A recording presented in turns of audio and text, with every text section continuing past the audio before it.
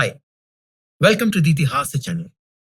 Today we talk about how the Surya Putra Karna comes to attain eternal fame and eternal honor, to meet his destiny, to meet his destined place in the sun.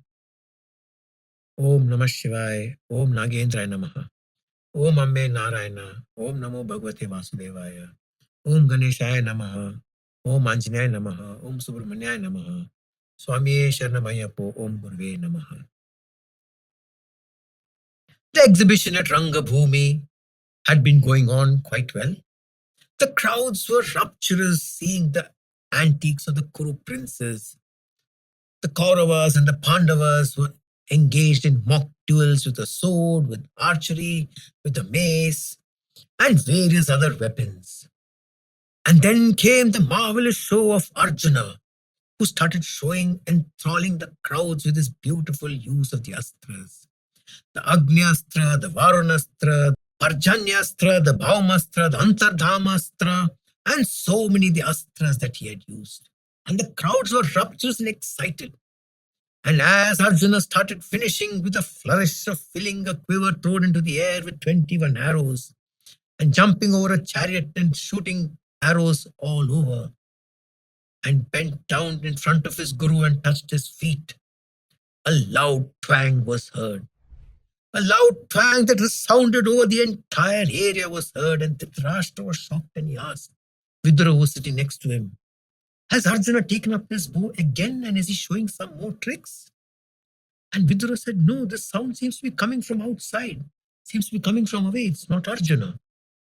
And then there walked into the great exhibition arena a tall, handsome man as tall as a palm tree, with a gait like a war elephant, face as handsome as a lion, complexion clear and as burnished copper.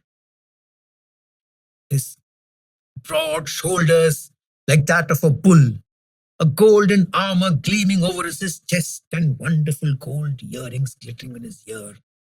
A huge wooden bow which seemed to glitter with the gold that was encased in it. With his right hand, he was drawing the bowstring to the maximum and leaving it loose. And the twang that was heard was like thunderclaps, bringing fear into the hearts of people. And on seeing the Vijaya in the hands of this stranger who walked into the Rangabhumi, to the great arena, this unknown stranger who nobody knew, the most marvelous of weapons, the Vijaya, in the hands of this man, a weapon that had been coveted by both Bhishma and Drona at some point of time. Both Bhishma and Drona closed their eyes and prayed to their guru, Parshurama the Bhargava. Bhishma with utmost reverence, Drona with trepidation. For today he knew that at some point his guru, Parshurama the Bhargava, would have known that he has come to Hastinapura to train the Kshatriyas, the one thing that Parshurama had told him not to do. And he knew that his guru has found out. As he walked regal into the arena, everyone was shocked. All eyes turned to this handsome young man who walked in. He walked into the arena with an air of pride, with pride in his gait, with an arrogance about him. And as he walked around, he looked around. He noticed Arjuna and recognized him from the days when he was in the Gurukula of Dronacharya, on the side observing Arjuna practice all the various astras. Then he looked at Bhimasena, who was approximately his height. And then he looked at Yudhishthira, Nakula, Sahadeva. Then his eyes fell on Kripacharya and Dronacharya.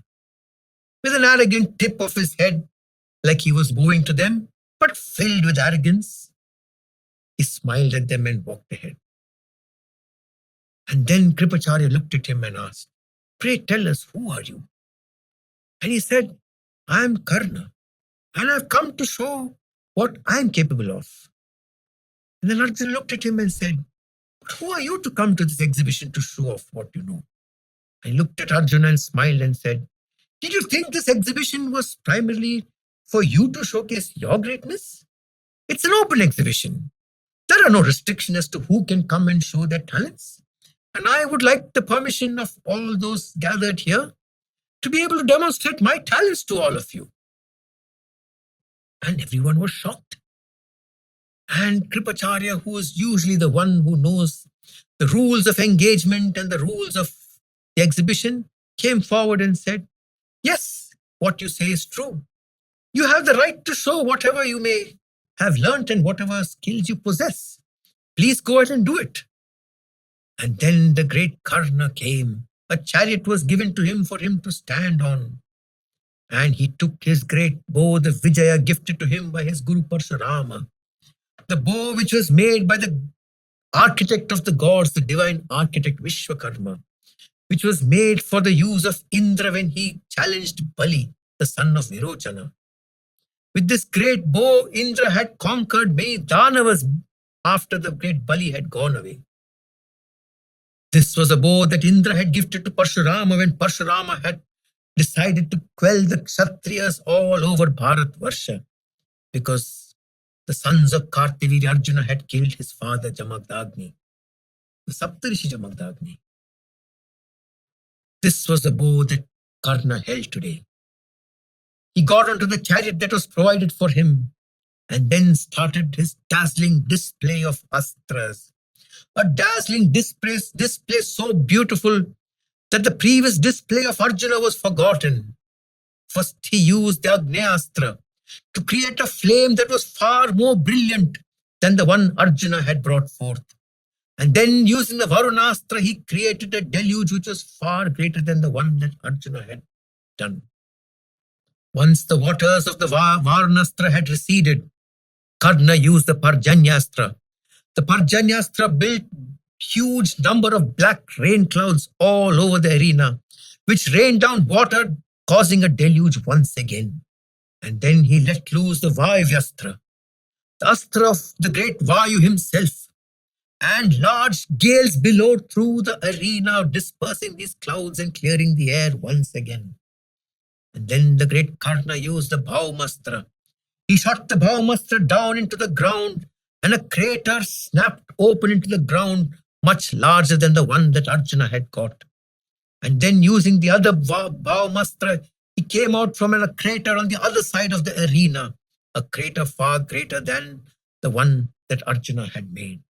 And then, using the Parvatastra, Karna brought out mountains that dwarfed the hillocks that Arjuna had brought out. And then, using Antardhanastra, he shrunk into the size of a homunculus, much smaller than what even Arjuna had gone into. Karna was able to get the maximum out of every astra that he used. He was able to control the astras in a way that even Arjuna couldn't have done. And by the end of his display, the crowds were screaming his name. The crowds were screaming his name and saying, "He is greater than the great Arjuna himself. This Karna is greater than everybody else." And then, as he came down from his chariot, he looked at everyone around him and looked up into the audience towards Dhritarashtra. There on the royal enclosure sat Kunti. And as she saw this great, beautiful, handsome man, she saw the golden armor that was encased around his torso and the beautiful glittering gold earrings that glittered in the sun, and him looking up at the sun and the sunbeam shining deep onto him. She realized who that man was. This was that small child Karna, who she had let loose down the Ashwa river in a small wooden box. And she fainted. Hearing her fall down limp, Gandhari sitting next to her screamed around for Vidura, and Vidura came running towards Kunti. He came to Kunti and brought out a smelling salt that he kept under her nose, which immediately woke Kunti up. As Kunti came out of her swoon, she started shouting about something about her son. And she muttered something about how her son has come back. And Vidura immediately realized that it was something that should not be heard, especially by Gandhari. He put his hand on her lip and signaled her to keep quiet. And suddenly she was more aware of her surroundings and she lay silent. While all this was going on, Bhishma looked from the main enclosure next to Dhritarashtra and knew something was up. He saw how Kunti had seen Karna, and he saw how Kunti had fainted, and he saw how Vidura had brought her up back to consciousness, and she started to mutter something, and he noticed keenly that Vidura had put his hand on her lips and knew that Kunti was saying something that she shouldn't be saying. And he closed his eyes and knew that there was something he needed to know. Much later, during one of Narada's visits to Hastinapur to meet Bhishma, so instantly Narada would often come and visit Bhishma. Narada's first encounter with Bhishma was when Bhishma was Devavrata in Devaloka. He was just a young boy then, learning from all the great masters, all the great traits. And Narada didn't think much of it until the day that Parshurama challenged Bhishma to a duel. And at that time, when Bhishma and Parshurama had both drawn out the Brahmastra, it was Narada who had come and told them to withdraw it. And when Bhishma brought out the Praswapastra, again it was Narada who calmed Bhishma down and told him to withdraw it, for his guru had stood down and had stopped fighting. And from that day on, Narada knew that Bhishma was destined for great success. And Narada knew that Bhishma was a Vasu, one of the Vasu brothers. And the Prashvapastra was an astra of the Vasu which Bhishma had recalled from his earlier birth. And from that day on, Narada would often visit Bhishma and confide in him, and they would have long discussions about happenings all over Bharatvarsha and Bhuloka, and also other parts of the universe. During one such visit, Bhishma asked Narada, who was this man Karna who had come down into this Ranga Bhumi and had integrated himself to the Kuru household, being friends with Duryodhana? For by then, Karna had become a favorite of Duryodhana, and there were many schemes that Duryodhana was hatching to kill the Pandavas, using Karna as his walking stick, using Karna as his support. And so at one such time, when Bhishma was curious as to who this great Karna was, who had come in this beautiful armor of gold, he could be no Sutaputra. He had to be someone great. And then Narada told him the story about how Pritha had given birth to this great child from Surya Deva himself. And this child had floated down the river and told the whole story about how he was taken in by Adhiratha the Suta and brought up as a Sutaputra. And then that is when Bhishma realized that this great man was a Kaunteya, not a Sutaputra. And following that, at every chance that Bhishma got, Bhishma would insult Karna, would put Karna down, would show Karna as less of a man, would project his weaknesses. And there came a time when Bhishma lay on the bed of arrows. At the end of the 10th day, when Arjuna had riddled his body with arrows, Bhishma lay on the bed of arrows and Karna came to him. For until that time, Bhishma had not allowed Karna to fight in the Kurukshetra war. For Bhishma had told at that time that as long as he led the Kaurava forces, Karna would not fight on the side of Duryodhana. And Duryodhana had unwillingly agreed. And that day Karna came to Bhishma, put his head to Bhishma's feet, let the dust of Bhishma's feet come on his head, and bowed down to him, and took his permission to fight in the Kurukshetra war, telling Bhishma, I know you refused to let me fight, but now that you are down, please give me permission, O Pitama, to fight in the war. I know you've hated me all your life. I know you've detested me all your life. I know you've never considered me a Mahabharata, for during the time of when Bhishma, just before the war, when Bhishma was recounting who were the Rathas, who were the Atirathas, who were the Maharathas, Bhishma had told Karna was only half a Ratha, not even a Maharatha. He was only half a Maharatha. And so Karna bowed in front of Bhishma and said, I know you never thought that I was any good, but today I have come to you to ask for your blessings. And Bhishma asked Karna to come closer to him. And with his arrow-riddled arm, he drew Karna close to his chest, touched Karna's hair and said, I don't know if you know it, but you are a Kaunteya. You are not a Sutaputra. And Karna was aghast. He looked up and asked, since when did you know I have been a Kaunteya? And Bhishma looked at him and said, long back, soon after you had come for the first time to Hastinapur and taken part in the exhibition, I had asked Narada who you were. And Narada told me the story of your birth, and he told me that you are not a Sutaputra, you are a Kaunteya. You're the son of Kunti and Surya Deva, and that you are no match for any warrior in this land. For even Arjuna is no match for you. And if you were to fight Arjuna, you would definitely vanquish him. I knew it right from the start. And then Karna looked at Bhishma and said, then why did you not tell me that? And Bhishma said, it is not mine to change the flow of destiny. The long march of destiny will continue irrespective of what I do. And it is not up to me to stem the flow and to quell the tide. But I knew that as long as you were with Duryodhana, he would be empowered to go on with his evil schemes to try to kill the Pandavas.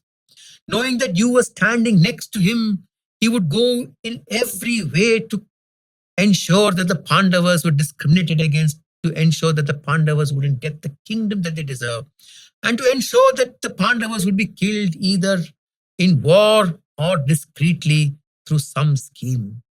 And I knew that you were the only one who was standing with him, on whose back he was fighting the Pandavas. And I felt that if I would put you down and you would go away, Duryodhana would stop breaking the house of Kurus apart. For me, all that mattered was this Kuru dynasty and this house and this kingdom of Hastinapur. My only job, my only promise to my father was to protect it. And you were the only one on whose back that Duryodhana was breaking down the house. And that is why I was rude to you. For I knew your capacity, and you are easily one of the greatest warriors in all the land. And so it was not a secret that Karna was a great warrior. Everybody, a lot of people knew he was a great warrior. Most of them knew it, but they would not admit it openly. Some of them would admit it. And so that day when Kunti fainted in the Rangabhumi in that exhibition, not just Bhishma, even Vidura realized that there was something that was there in Karna. There was some relation that Karna had with Kunti, but it should be kept a secret. Kunti quickly composed herself, sat up next to Gandhari, and then made excuses to Gandhari, telling her that the sun was too strong and because of the tiredness and exhaustion, she fainted. But now she's fine and she's ready to tell the story. And that poise and that cold, calculating look of Kunti came back into her face. Though deep inside the pain was there, she never once showed it until the day she went to meet him before the war, which I'd explained during the last episode. And then Karna looked around and looked at Arjuna and said, I challenge you to a duel. Oh, Arjuna, these people around here think you're the greatest archer. Duel with me. Have a one-on-one battle with me. Let us see who is the greatest. Are you the greatest or am I the greatest? And I shall put you to the ground today. You who have showed your great skills with the astras have showed it without being challenged by me, or without a match because you've not been challenged. Today I challenge you to a duel. Come forth. Hearing these words, Duryodhana's heart filled with pleasure and happiness. For all these years, he knew that he would be an equal warrior against Bhimasena, but there was nobody on the side of the Kauravas who could match Arjuna. And having an archer was necessary in war, for a great archer is a force multiplier, is someone who can take on lakhs and lakhs of soldiers at one time, all single-handedly. And the dearth of an archer in the Kaurava army among the Kauravas was very stark. For Arjuna alone could rout the entire Kaurava brothers. While Duryodhana could take on Bhimasena on his own, he knew that the Kaurava brothers were no match for the Pandavas, because one Arjuna was equal to all the 100 Kaurava brothers. And here, still standing in front of him, was Karna, a warrior who seemed to be far greater than Arjuna himself, a warrior who was far greater than any of the Pandava brothers. He had to get him on his side. And so, jumping down from the podium where he was standing, he ran to Karna, embraced him and said, you are like a brother to me from now on. I regard you as one of the greatest warriors of all time. My palace is your palace. My home is your home. My brothers are your brothers, and they will all be there to take orders from you. Come, all I want is your friendship. And for Karna, who was smarting from two back-to-back curses being rained on him, who knew that he was born in the house of a Suta, who has been insulted more than once for being the son of a Suta. He knew this friendship meant a lot for him and smiled back at Duryodhana and said, I accept your friendship. Then Duryodhana said, let my friend Karna challenge Arjuna to a duel as he has demanded. Let us see who is better. For the use of the astras that Karna has demonstrated was far greater than what Arjuna has shown. Let there be a duel. And then they all looked towards Kripacharya, who was the one who could decide on the rules of the engagement in this particular case.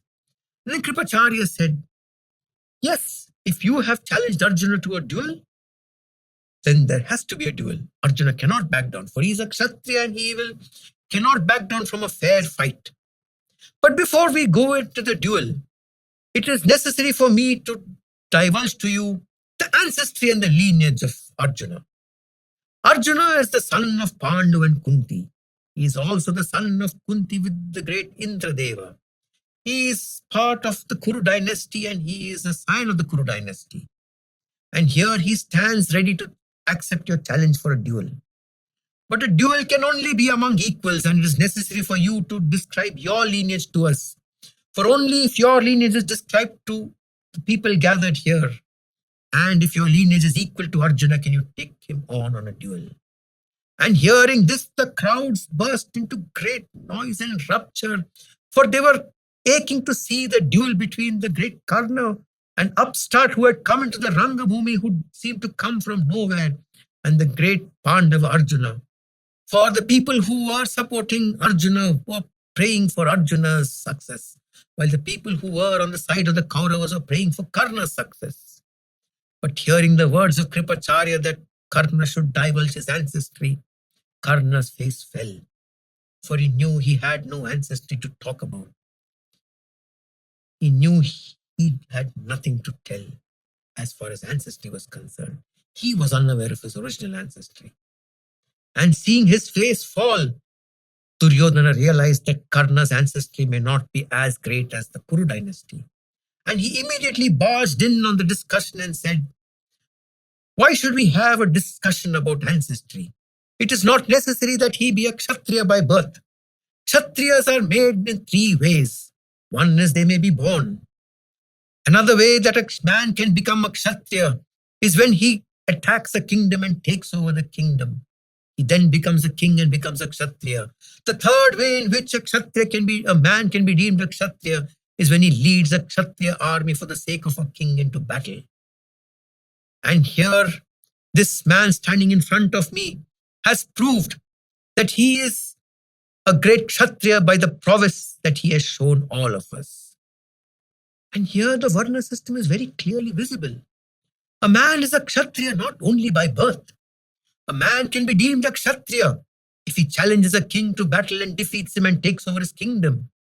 A man can even be a Kshatriya if he leads the kingdom's army into battle for the sake of a king, for even then can you be deemed a Kshatriya. And so, saying, Duryodhana mentioned to everyone present, especially to Kripacharya, that Karna, by proving his prowess with the astras and the bow and the arrow, has proven that he is far greater than any human being, and can be deemed to be a Kshatriya purely by his deeds. But Kripacharya told the gathered audience that Arjuna is not just a Kshatriya. He is a scion of the Kuru family. And so it is necessary that Karna denote who his ancestry is and what his family is to be able to take on Arjuna in a duel. And then the crestfallen Karna looked at Kripacharya and in a soft voice said, my father is Adiratha. He is a charioteer. He was a charioteer for the Hastinapura kingdom. And hearing this, Bhimasena started laughing loudly. Oh, so he's the son of a charioteer. He's the son of a Suta. He's a Sutaputra. What is this Sutaputra doing here? How dare this lowly Sutaputra challenge Arjuna the Kshatriya? How dare this lowly Sutaputra even think he can come into this august gathering and demonstrate what he can do. Oh, so this is the Sutaputra whom Duryodhana has befriended? Is this the Sutaputra who Duryodhana wants to challenge Arjuna? Be off with you, Sutaputra, get away from here. And thence was born the slur of Karna being a Sutaputra. Not that being the son of a Suta was anything low. The Varna system did not denote that the Sutaputra was low, for the Suta was a man who was born from a Brahmin mother and a Kshatriya father. So he had Kshatriya blood in him. He even had Brahmin blood in him. So Suta was definitely not low born. But Bhimasena used the term Suta to demean Karna, for he had to put Karna down, for Karna had shown up with his great display of astras that he was better than Arjuna at the use of the astras. And then Duryodhana came forth and started arguing. For Duryodhana, though not well versed with the Shastras, knew just enough to prop up Karna. He told Kripacharya that the great Vajra, the great weapon of Indra, the thunderbolt, was forged not from anything great but the bones of Rishi Dadiji, from the simple bones of a human mortal man. And that's a story that is described in the Mahabharata, which we will describe sometime later. For the great Vajra was made out of the spine of the great Rishi Dadiji. And great people have come from common beginnings. Why, our own teacher Dronacharya was born from a river shell. And our great teacher Kripacharya was born on a clump of reeds. And having put Kripacharya and Dronacharya to their place by bringing up their simple births, he then started to mock the Pandavas. Duryodhana started to comment about how the Pandavas themselves were not born from Pandu. But Kunti, their mother, had gone to many men and had children with the Devas. It was a bad insult for the Pandavas, but it was the truth and they couldn't say anything. And Bhima was fuming as Duryodhana was uttering these words, for he knew that what Duryodhana said today was the truth, but they could not talk anything against what he was saying. So great people are not born great. They can be great from their actions. They can be great from the dharma that they follow. They can be great from what they are. And so why should my friend Karna feel bad about being the son of a Suta? For today I shall make him king and he shall be a king. And then he looked at his father Dhritarashtra and said, we have a kingdom in the far east called Anga. This great kingdom is without a king. If you remember, Anga was the kingdom of the great Bali. Not Mahabali, the Bali who had asked Dirghatamas to give his wife Sudeshna children. And Dirghatamas had given the Kshatriya princess Sudeshna 5 children, of which one was a king of Anga. Over time, the Hastinapura kingdom had conquered Anga and Anga was left without a king. And Duryodhana looked at his father and said, we have a kingdom in the far east known as Anga. Anga lies without a king now. I wish to make Karna the king of Anga. And Dhritarashtra, who was following the happenings quite closely, smiled at his son and said, yes, why not? You have my permission to make him the king of Anga. And Duryodhana called for the coronation process to be begun immediately right there at the exhibition grounds. Immediately servitors ran and brought the beautiful golden crown. They brought the water from all the rivers of the land. A parasol was unfurled up, which had regal bearings on it. Yak tails were unfurled and billowing in the breeze. And Karna was made to sit on this golden throne. Brahmanas were called in immediately and they started chanting the Vedic hymns for the coronation. The water from the rivers of the land were poured on Karna's head, and turmeric was used to wash his hands and feet.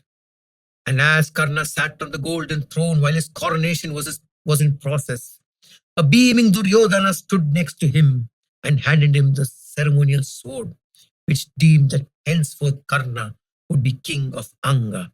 He would be the Raja of Anga. He would be Angaraja Karna, not Sutaputra Karna. And as this ceremony progressed, it started to become dusk. The sun started to set. And when the ceremony was over, it was too late to have a duel. And Kripacharya announced that today the sun has set It is too late now to consider a duel between Arjuna and Karna. And as the Rangabhumi exhibition match was supposed to be for one day alone, this exhibition match is deemed closed, and we shall now all retire back to our respective places. And so saying, the day came to an end. A day which started magnificently for the Pandavas ended in utter shame for them. And as the day drew to a close, everyone started going back to their homes. The Kuru princes started walking back to the Hastinapur palace. Duryodhana in the lead, with Karna arm in arm, proud and smiling and beaming, and the king Karna next to him also beaming, promising everlasting friendship to each other, led the whole procession. This was followed by the jubilant Kauravas, who had finally found a match for the great Arjuna. This was followed by Vidura, who walked with Kunti. Kunti missing a step every now and then, and Vidura guiding her carefully. For Vidura realized that the new entrant Karna had something to do with Kunti's fainting. And the rear was brought up by Yudhishthira and his four brothers, Bhima, Arjuna, Nakula, and Sahadeva. They walked back crestfallen from the Rangabhumi. They walked back crestfallen from the great exhibition grounds, for they knew that Arjuna had met his match in the great Karna. Whatever advantage they had over the Kaurava brothers was now lost with Karna coming in. Added to that, Duryodhana had insulted their birth and how he had insulted their mother, for he told that their mother Kunti had gone to other men to have children. And this insult was smarting through their hearts. And the day ended very badly for the Pandavas that day.